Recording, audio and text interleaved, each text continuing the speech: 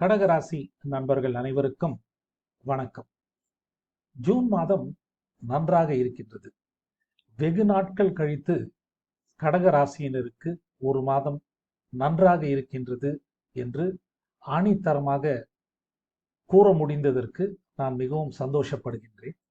ஏனென்றால் பலவிதமான பிரச்சனைகளை கடகராசியினர் அனுபவித்து விட்டீர்கள். சரிங்களா? பிரச்சனைகள் விலகுவதற்கு இது ஒரு நல்ல மாதம்.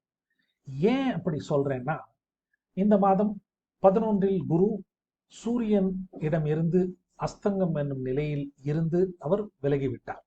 அதனால் 11ஆம் இடம் லாபஸ்தானமான 11ஆம் வீட்டு பலனை கொடுக்க அவர் தயார் நிலையில் இருக்கின்றார். இது ஒரு முக்கியமான பாயிண்ட். இன்னொரு பாயிண்ட் பார்த்தீங்கன்னா, 11இல் 4 கிரகங்கள் இந்த மாதம் இருக்க போகின்றன. குறிப்பாக மாதத்தின் முதல் பகுதியில் பொதுவாகவே 11ஆம் வீட்டில் இருக்கும் கிரகங்கள் ஏதோ ஒரு விதத்தில் உங்களுக்கு நன்மைகளைத்தான் அதிகம் செய்யும். பிரச்சனை கொடுக்கணும்னா கூட பிரச்சனையை குறைவாக கொடுத்து விட்டு நன்மைகளை அதிகமாகத்தான் செய்யும். அதனால்தான் 11இல் இருக்கும் சனி விசேஷமாக கருதப்படுகின்றது. லாபஸ்தானம் தான். ஓகே, அதுக்கு ஈக்குவலா எதுவும் கிடையாது.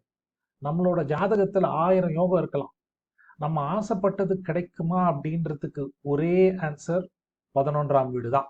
ஸோ 11th ஹவுஸ் ரொம்ப ரொம்ப முக்கியமான இடம். அத்தகைய 11ஆம் வீட்டில் 4 கிரகங்கள், அதாவது 4 பேர் உங்களுக்கு லாபத்தை கொடுக்கறதுக்கு ஹெல்ப் பண்றதுக்கு தயார் நிலையில் இருக்கின்றார்கள். அதை இந்த மாதம் கண்டிப்பாக நீங்கள் உணர்வீர்கள். சூரியனை பார்த்தீங்கன்னா, அவர் 11, 12இல் சுபத்துவமாகத்தான் இருக்கின்றார். 12க்கு போனா கூட அவர் சுபத்துவம் என்னும் நிலையில் தான் இருக்கின்றார். ஓகேங்களா?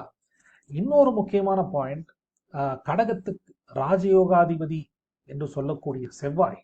ஓகே, ஏன்னா ஒரு ராஜயோகாதிபதி கிரகம், ஒரு கேந்திரம் மற்றும் கோணத்திற்கு அதிபதியாக வரக்கூடிய கிரகத்தை நம்ம ராஜயோகாதிபதி அப்படின்னு சொல்றோம். அத்தகைய ராஜயோகாதிபதி 10இல் ஆட்சி என்னும் நிலையில் இருக்கின்றார். ஓகே, இது டெஃபினட்டா ஒரு இம்பார்ட்டன்ட் பாயிண்ட். சரிங்களா? புதன் கூட புதன் சுக்கிரனும் 11ல் இருக்காங்க. மாதத்தின் 2வது பகுதி தான் 12ற்கு போகின்றார்கள்.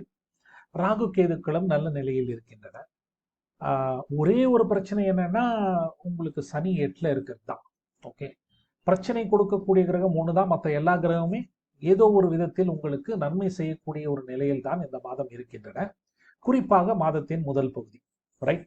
ஸோ அதனால இந்த மாதத்தின் முதல் பகுதி கண்டிப்பா உங்களுக்கு ஏதோ ஒரு ஆப்பர்ச்சுனிட்டி கிடைக்கும் உங்களோட பிரச்சனைகள்லேருந்து விலகிறதுக்கு.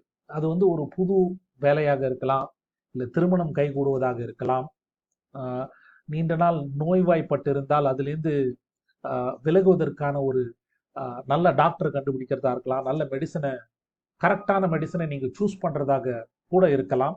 ஏதோ ஒரு விதத்தில் உங்களுக்கு ஒரு பெனிஃபிட் மாதத்தின் முதல் பகுதி கிடைப்பதற்கு கண்டிப்பாக வாய்ப்புகள் இருக்கு. இது கண்டிப்பா கிடைச்சே தீருமா அப்படின்னு நீங்க கேட்டீங்கன்னா, உங்களோட சுயஜாதகம் இங்க முக்கியம். உங்களுடைய கும்ப வீட்டு, அதாவது 8ஆம் வீட்டு, கடகராசினருக்கு 8ஆம் வீடு, இப்ப சனி இருக்காருல்ல, அங்க ஏற்கனவே உங்களோட ஜாதகத்துல ராகு, செவ்வாய், சூரியன், சனி, அங்கே 8லயே உங்க ஜாதகத்துல சனி, இந்த 4 பாப கிரகங்கள் இருந்தால், ஓகே, இந்த 4 பாப கிரகங்கள் இருந்தால் உங்களுக்கு ரிலீஃப் ரொம்ப கம்மியாக தான் கிடைக்கும். ஓகே, ஏன்னா 8ஆம் வீடு பாபத்துவமா இருக்கு. அந்த பாபத்துவத்தின் மேல அஷ்டம சனி இருக்கார். இந்த 4 பாப கிரகங்கள் இல்லாமல், அதாவது 8ஆம் வீட்டில் இல்லாமல் இருக்கும் கடகராசினருக்கு டெஃபினட்டா ஒரு ரிலீஃப் கிடைத்தே தீரும். ஓகே, அதில் மாற்று கருத்து இல்லை என்று நான் கூறுவேன். ஓகே, ஸோ கிடைக்கிற வாய்ப்பை நல்லா பயன்படுத்தி கொள்ளுங்கள். மாதத்தின் 2வது பகுதி கூட பெரிய பிரச்சனைன்னு நான் சொல்ல மாட்டேன். ஓகே, எப்பவுமே குரு 11ல் இருக்கிறதுனால ஒரு ப்ரொடெக்ஷன் உங்களுக்கு இருந்து கொண்டுதான் இருக்கின்றது. இந்த ரிலீஃப் நான் சொன்ன மாதிரி திருமணம், நோய் நொடியில் இருந்து விடுபடுவது, பிரச்சனைகள் தீர்வது, அது எது வேணா இருந்துட்டு போகும். ஓகே, ஏதோ ஒரு விதத்தில் உங்களுக்கு ஒரு பெனிஃபிட் கிடைக்கும். இன்னும் கொஞ்ச நாள்லயே ஜூலைல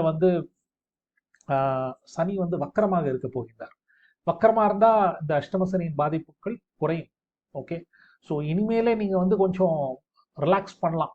வாய்ப்புகளை நீங்கள் உணர ஆரம்பிப்பீர்கள். வாய்ப்புகளும் வரும், நிலைமைகள் மாறும். Light at the end of the tunnel அப்படின்னு ஆங்கிலத்தில் கூறுவதை போல உங்களுக்கு ஏதோ ஒரு விதத்தில் ஒரு தீர்வுக்கான வழி தெரியும். சிலருக்கு தீர்வே கிடைக்கும். ஓகே, நன்றி, வணக்கம், வாழ்த்துக்கள்.